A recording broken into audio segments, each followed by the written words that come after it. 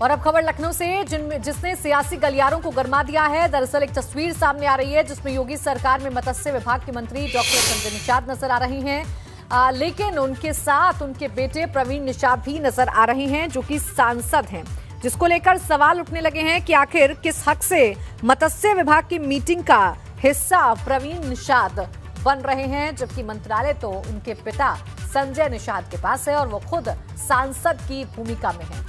तो इस तस्वीर पर कई सारे सवाल खड़े हो रहे हैं कि आखिर पिता के मंत्रालय में बेटे का क्या काम, क्योंकि कई बार ऐसी भी खबरें सामने आई हैं कि कई बैठकों में भी संजय निषाद के साथ उनके सांसद बेटे प्रवीण निषाद मौजूद रहते हैं।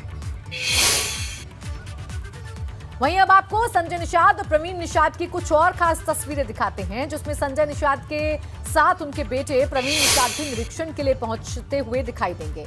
जहां जहां भी संजय निषाद अपने मंत्रालय से जुड़े काम के निरीक्षण के लिए जाते हैं, वहां पर प्रवीण निषाद भी उनके साथ दिखाई देते हैं। साफ है, इन तस्वीरों के सामने आने के बाद बड़े सवाल खड़े हो रहे हैं। ऐसा इसलिए है क्योंकि मंत्री तो पिता हैं, लेकिन मंत्रालय के काम की जिम्मेदारी उनके बेटे प्रवीण निषाद निभाते आ रहे हैं।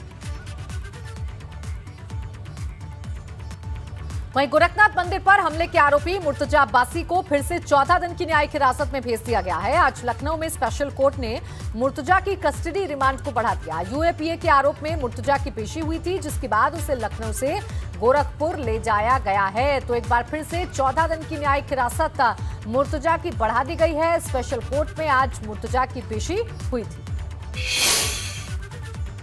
हमारे साथ एडीजी कानून व्यवस्था प्रशांत कुमार जी हैं, जो पूरे अभियान के बारे में जानकारी देंगे। सर, बहुत स्वागत एबीपी गंगा में।